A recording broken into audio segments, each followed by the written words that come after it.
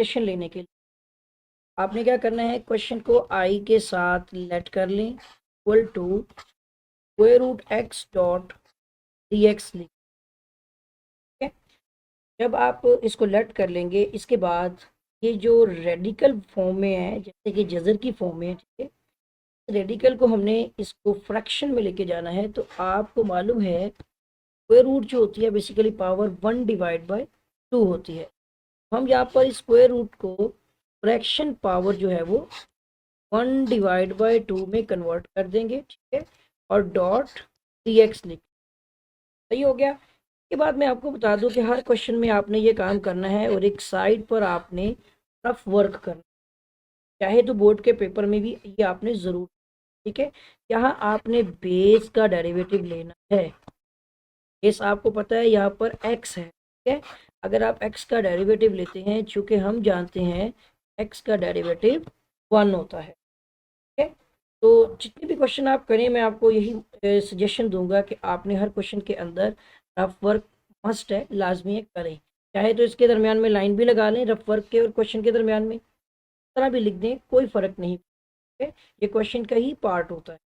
इसके बाद अब आपने जो लेट किया हुआ है एक्स में आप देख सकते हैं कि इसकी बेस का डेरिवेटिव है 1। और अगर हम यहाँ पर चेक करें कि इंटीग्रेशन का पावर रूल जो होता है, अगर x की कोई भी पावर हो मीन बेस की कोई भी पावर हो और साथ उस बेस का डेरिवेटिव मल्टीप्लाई हो रहा हो, बात समझ लग रही है आपको? ये x है बेस और इसके साथ इसकी बेस ही का डेरिवेटिव जो कि 1 बनता है, अगर ना भी हो तो मल्टीप्लाई हो रहा है। तब आपने पावर रूल में इस तरह का कॉन्सेप्ट करना होता है, आपने बेस को लिखना है, ठीक है, और इसकी पावर में आपने एक ऐड कर देना। ठीक हो गया।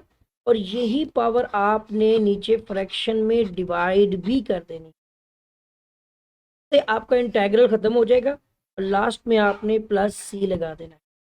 आपको बात समझ लग रही है कि इसमें क्या करना होता है कि अगर बेस का डेरिवेटिव साथ मल्टीप्लाई हो रहा हो है तो आपने उस पावर में एक ऐड करना है और वही सारी पावर जो है वो डिवाइड भी करनी है और प्लस आपने सी लगा देना। के बाद जस्ट हमारी सिंप्लीफिकेशन होगी। इसमें हम देखेंगे यहाँ पर x की पावर, अब यहाँ पर आपको इसका या तो एक साइड पर एलसीएम ले लें, ठीक है। एलसीएम का मेथड बिल्कुल सिंपल है कि यहाँ पे 2 आएगा, ठीक है, और आपने क्रॉस मल्टीप्लाई भी कर सकते हैं। तो 1 1 द 1 प्लस 2 1 द 2, ठीक हो गया। तो ये आपका 3/2 1। इसके अलावा कॉन्सेप्ट होता है कि आप 2 को 1 से मल्टीप्लाई कर दें, 2 1 द 2, 2 और प्लस 1 कितने हो गए 3, 3/2 हो जाए। ये आपका यहाँ पर आ जाएगा एलसीएम, सोल्व करके पावर अब एक ऐड करने पर 3/2 बन गई। इस तरह से फ्रैक्शन में भी सेम यही चीज़ है, ठीक है, और प्लस आपका सी आ गया।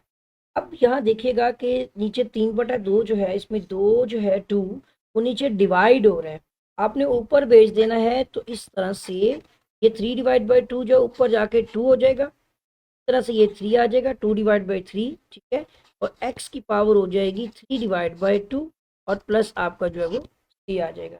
और ये हमारे क्वेश्चन का आंसर है।